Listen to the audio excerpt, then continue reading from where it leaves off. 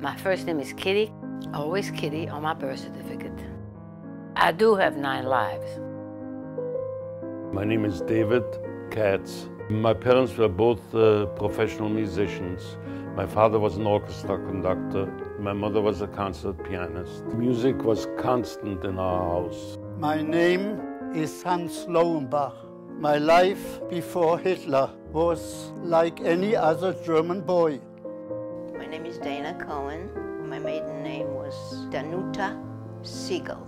My father was a businessman. My mother was somewhat a lady of leisure, and we had a good life.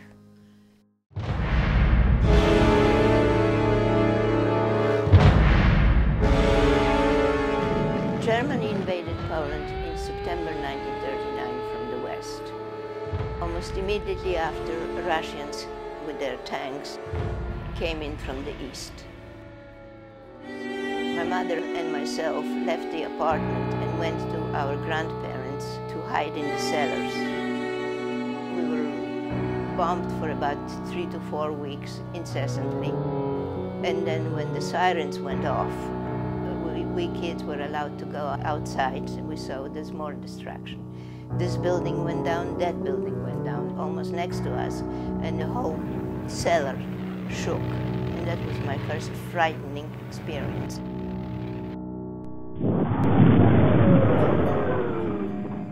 I was shaking, I couldn't eat for several days. It really got to me. When we were allowed outside, we saw Red Cross trucks driving up, people bleeding, taken out, and you know, you're sort of like mesmerized. You're staring at it. When you close your eyes, you still see it. And it was the first experience as a kid, you know, that there is such thing as bad things happening to people, death and destruction. I went back to Berlin, and there my life started again the way how it was before. I was desperate. So I sat on a bench which said, "No Jews allowed," thinking what my next move should be. When an SS man, a man who worked for Hitler, called me by my first name and asked, "Hans, what are you still doing here? Don't you know what we have installed for you?" When I looked up, I looked into the eyes of a schoolmate. I told him, "I try to get out, but I can't." He said, "Don't you have a passport?" "Of course I have no passport." He said, "Give me 2 pictures." I said, "In 2 days I will be here."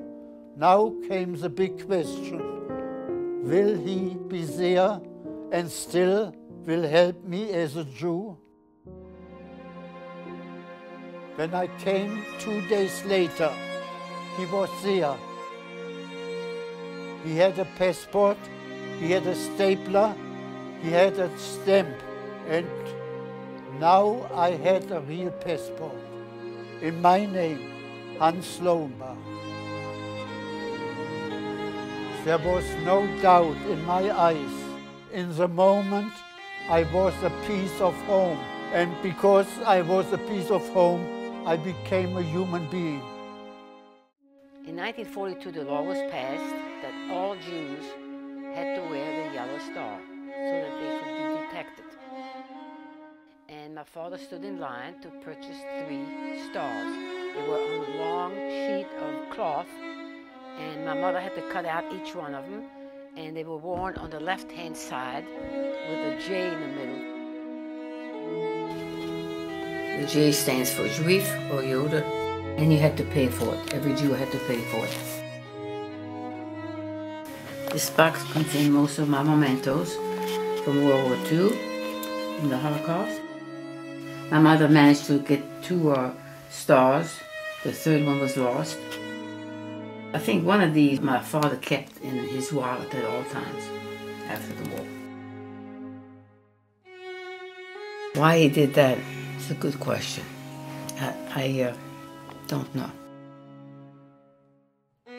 This is the star we wore. I was never ashamed of wearing it. I felt proud to wear it. I didn't feel ashamed. I was proud of my heritage as a Jew. It was the Nazis' shame for making us wear this. It was their shame, not mine. Shortly after the United States went to war with Germany, we were transferred to another camp called Riv Zalt. Riv Zalt was a terrible camp. The sanitary facilities were all in open trenches, so flies and mosquitoes spread malaria and typhus throughout the camp. And it was not unusual, for example, for 25 or 30 people or more to die in that day just from those diseases. The Vichy government that collaborated with the Germans did their best to demoralize people. We were separated in 3 groups by barbed wire fences. The men in one section, women in another, and children in yet another. The only contract that I had with my parents was across barbed wire. In August 1942, we were called out for roll call in the morning, told to pack what little we still had. We were told that we would be shipped to the east. So as the adults were being taken out of the camp, including my parents, the children were taken to an orphanage near the city of Limoges in southern France. And the last thing my father did is to hand his violin over to me. And he said, keep it safely. You can give it back to me when we're reunited after the war. And then he said, if you get hungry, sell the violin for bread. That's the last time I saw my parents.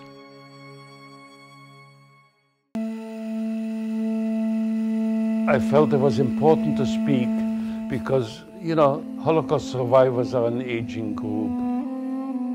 And it won't be too long because there won't be any more witnesses to the atrocities that were committed by the Nazis during World War II. I could have been picked up wearing my stars. Where are your parents? Makes me feel humble. Makes me feel humble because 6 million didn't make it. I never believed in being a sacrificial lamb. To survive, I think, use your wits, use your gut, and come through a lot and still be a decent human being. My hope is that people will understand that it is important not to hate. The choice everybody has is to do something or nothing. Evil does not need your help, just your indifference.